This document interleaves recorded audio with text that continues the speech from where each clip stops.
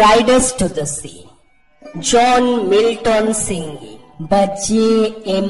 সিংহি রচিত একটি একাঙ্ক নাটক, যা প্রথম প্রকাশিত হয় 1903 সালে এবং মঞ্চস্থ হয় 1904 সালে।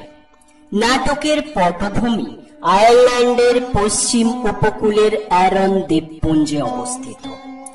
সেখানে সমুদ্রের প্রতি মানুষের নির্ভরশীলতা এবং তার বিপজ্জনক দিক উভয়ই চিত্রিত হয়েছে এই পার্টিকুলার রাইডার্স টু দ্য সিতে। নাটকটিতে আয়ারল্যান্ডের গ্রামীণ জীবনের কঠোর বাস্তবতা এবং সমুদ্রের প্রতি মানুষের ভয় ও নির্ভরশীলতার একটি মর্মস্পর্শী চিত্রায়ন আমরা লক্ষ্য করতে পারি।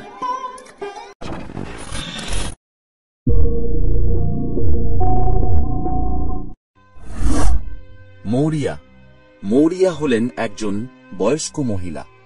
তিনি বার্টলে, মাইকেল, ক্যাথলিন এবং নোরার মা। তিনি সর্বমোট 8 জন সন্তানের মা। সমুদ্রের বুকে তিনি তার স্বামী, তার শ্বশুর এবং তার অন্যান্য পুত্রদেরকে হারিয়েছেন। তাই আজ তিনি শোকে কাতর হয়ে পড়েছেন। বার্টলে। বার্টলে হল মৌরিয়ার সর্বশেষ জীবিত পুত্র। সে এখনো পর্যন্ত তার সাথেই আছে, কিন্তু দুর্ভাগ্যবশত সেও তার পরিবারকে ছেড়ে সমুদ্র পথে যাত্রা করতে চায়। ক্যাথলিন। ক্যাথলিন হল মৌরিয়ার সবথেকে বড় মেয়ে। তার বয়স 20 বছর। সে মূলত বাড়ির সকল কাজকর্ম সামলে থাকে। নোরা। নোরা হল মৌরিয়ার সবথেকে ছোট মেয়ে। সে ক্যাথলিনকে বাড়ির সকল কাজকর্ম করতে সাহায্য করে।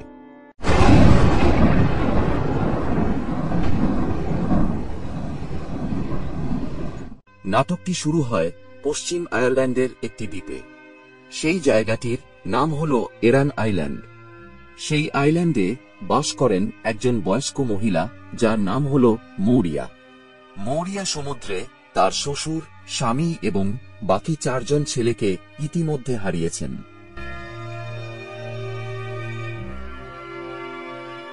9 দিন আগে তার 5ম ছেলে মাইকেলও সমুদ্রে গিয়েছিল, কিন্তু এখন তাকেও আর খুঁজে পাওয়া যাচ্ছে না। তাই তিনি অত্যন্ত দুঃখিত হয়ে নিজের ঘরে বসেছিলেন। এমন সময় মৌরিয়ার বড় মেয়ে ক্যাথলিন খুব যত্ন করে কেক বানাচ্ছিল।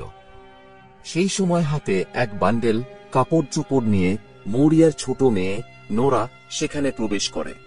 নোরা সেখানে এসে ক্যাথলিনকে বলল যে সেই এলাকার তরুণ যাজক এই কাপড়গুলো তার হাতে দিয়ে তাদেরকে পরীক্ষা নিরীক্ষা করে দেখতে বলেছেন যে এই কাপড়গুলো তাদের ভাই মাইকেলের কিনা। তরুণ যাজক নোরাকে আরও বলেছেন যে ডোনেগাল নামক একটি জায়গায় সমুদ্রের মাঝে 2 জন মাঝি একটা মৃতদেহ ভেসে আসতে দেখে। তারা সেই মৃতদেহটিকে সুষ্ঠুভাবে সমাধিস্থ করে। তারপর তারা সেই মৃত মানুষটির কাপড় চোপড়গুলি যাজকের কাছে দিয়ে যায়। নোরা ক্যাথলিনকে সেই কাপড় চোপড় পরীক্ষা করে দেখার কথা বলে, কিন্তু তারা সেই কাপড়গুলিকে খুলে দেখার আগেই বুঝতে পারে যে তাদের মা মৌরিয়া তাদের আশেপাশেই রয়েছে। তারা দুজন চাইছিল না যে এই বিষয় সম্পর্কে এক্ষুনি তাদের মা কিছু জানুক। তাই মৌরিয়া সেই ঘরে প্রবেশ করার আগেই তারা কাপড় চোপড়গুলি লুকিয়ে ফেলে। কিছুক্ষণ পরেই সেই ঘরে মৌরিয়া তার বিমর্ষ চেহারা নিয়ে প্রবেশ করে। মৌরিয়া আগুনের পাশে একটা টুল নিয়ে বসে পড়ে। তিনি জিজ্ঞেস করেন যে আগুনে কেন কেক বানাতে দেওয়া আছে। ক্যাথলিন তার মাকে জানায় যে বার্টলে কোনেমারা নামক এক জায়গায় যাবে, তাই সে ওর জন্যই কেকটা বানাচ্ছে।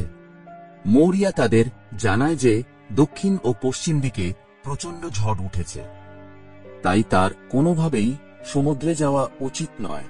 কিন্তু ক্যাথলিন বলে যে সে তাদের প্রতিবেশী, যেমন ইমন সাইমন, স্টিফেন ফিটি, কোলামশান প্রমুখ ব্যক্তিদের বলাবলি করতে শুনেছে যে বার্টলে সেখানে অবশ্যই যাবে। কিছুক্ষণ পরে ঘরের ভেতরে মৌরিয়ার সর্বশেষ জীবিত পুত্র বার্টলে প্রবেশ করে। বার্টলে জানায় যে সেও সমুদ্রে যাওয়ার জন্য মনস্থির করেছে। তাদের গ্রাম থেকে বেশ কিছু দূরে গোলরের মেলাতে সে যাবে। তাদের কাছে একটা লাল রঙের ঘোটকি ও একটা ধূসর রঙের টাট্টু ঘোড়া আছে। সেই দুটো ঘোড়া বিক্রি করার জন্যই সে সেখানে যেতে চায়। এই সময় সেখানে নাকি ঘোড়ার ভালো দাম পাওয়া যাচ্ছে। বার্টলে যেতে চাইলেও মৌরিয়া কিন্তু তাকে যেতে দিতে চাইছিল না, কারণ ইতিমধ্যে তার আরেক ছেলে মাইকেলকেও সমুদ্রে কোনোভাবেই খুঁজে পাওয়া যাচ্ছিল না। তিনি বারংবার বলছিলেন যে এখন আবহাওয়া খুবই খারাপ এবং সমুদ্রে ঝড় উঠতে পারে, তাই তার মেলায় যাওয়া কোনোভাবেই উচিত হবে না। কিন্তু বার্টলে তার মাকে বলল যে তাকে মেলায় যেতেই হবে, কারণ যদি সে এই ঘোড়া দুটো মেলায় বিক্রি করতে না পারে তাহলে তাদের পরিবারকে অনেক কঠিন অবস্থার মধ্য দিয়ে যেতে হবে। মৌরিয়া বললেন বার্টলে তাদের সাথে থাকলে তারা যে কোনো সমস্যার সম্মুখীন হতে পারবে, কিন্তু বার্টলে কোনোভাবেই তার কথা শুনতে রাজি ছিল না। অবশেষে যখন মৌরিয়া বুঝতে পারলেন যে তাকে আর আটকানো যাবে না, তখন তিনি বলেই ফেললেন এটাই হয়তো বার্টলের সাথে তাদের শেষ দেখা। এই কথা শোনার পর বার্টলে আর কোনো কথা না বলে সেখান থেকে চলে যায়। বার্টলে সেখান থেকে যাওয়ার পর ক্যাথলিন প্রচণ্ড রেগে গিয়ে মৌরিয়াকে প্রচুর বকাঝোকা করল, কারণ সেখানকার নীতি অনুযায়ী যদি কোনো মানুষকে যাত্রা শুরুর সময় খারাপ কিছু বলা হয় তাহলে সেটা তার জন্য খারাপ পরিস্থিতি ডেকে নিয়ে আসে। ক্যাথলিন যে কেকটা বার্টলের জন্য বানিয়েছিল সেটা সে তার মায়ের সাথে তর্কের সময় তার ভাইকে দিতে ভুলে গিয়েছিল, তাই সে তার মাকে কেকটা নিয়ে গিয়ে বার্টলেকে দিয়ে আসতে বলল, আর এটাও বলল যে সে যখন কেকটা দিতে যাবে তখন সে যেন তাকে আশীর্বাদ করে আসে। এরপর মৌরিয়া সেখান থেকে কেক নিয়ে বেরিয়ে যায়। তারপর ক্যাথলিন এবং নোরা দুজনে মিলে সেই কাপড় চোপড় বের করল পরীক্ষা করে দেখার জন্য যে এই কাপড় মাইকেলের কিনা। সেগুলো ভালোভাবে পরীক্ষা করে দেখা গেল যে সেখানে সেলাই করা আছে, আর সেই সেলাইটা দেখে নোরা বুঝতে পারল যে এগুলো নিশ্চয় তার ভাই মাইকেলের, কারণ সে নিজে হাতে সেটা সেলাই করে দিয়েছিল। মৌরিয়া বাড়ি ফেরার আগেই তারা কাপড় চোপড়গুলো সরিয়ে ফেলে। কিছুক্ষণ পর মৌরিয়া বাড়ি ফিরে এলো, কিন্তু সে কেকটি বার্টলেকে দিতে পারেনি। ক্যাথলিন তাকে জিজ্ঞেস করল যে সে কেন কেকটি বার্টলেকে দিতে পারেনি। সে তখন বলল সে যখন কেক দিতে গিয়েছিল তখন সমুদ্রের ধারে দেখল যে বার্টলে লাল ঘোটকিটির উপর বসে মাইকেলের পিছু পিছু ধাওয়া করছে, আর মাইকেল ধূসর টাট্টু ঘোড়াটির ওপর বসে সামনের দিকে এগিয়ে যাচ্ছে। ক্যাথলিন জানালো যে এটা হতেই পারে না, কারণ মাইকেলের মৃতদেহ ডোনেগাল নামক স্থানে ইতিমধ্যেই সমাধিস্থ করা হয়েছে, আর যদি এটা সত্যি হয়ে থাকে তাহলে আর তাদের কাছে কিছু বাঁচল না। বার্টলেও তবে নিশ্চয় তাদের ছেড়ে চলে যাবে। এটা শোনা মাত্রই মৌরিয়া কান্নায় ভেঙে পড়ে। মৌরিয়া জানায় তার সব মিলে 6টি ছেলে ছিল। তাদের মধ্যে সে ইতিমধ্যেই 4 ছেলে স্টিফেন, শান, শিমাস এবং প্যাচকে হারিয়েছে। এছাড়াও এই সমুদ্রে সে তার স্বামী ও শ্বশুরকেও হারিয়েছে। এমন সময় গ্রামবাসীরা নৌকার পালে জড়িয়ে আরেকটি মৃতদেহ তাদের বাড়ির দিকে নিয়ে আসে। সেখানে এসে একজন তাদেরকে বলে বার্টলে মারা গিয়েছে, আর এটা বার্টলেরই মৃতদেহ। সমুদ্রে যাওয়ার সময় ধূসর টাট্টু ঘোড়াটি তাকে লাথি মেরে সমুদ্রে ফেলে দেয়, আর সমুদ্রের নিচে পাথরের সাথে ধাক্কা লেগে তার সেখানেই মৃত্যু হয়।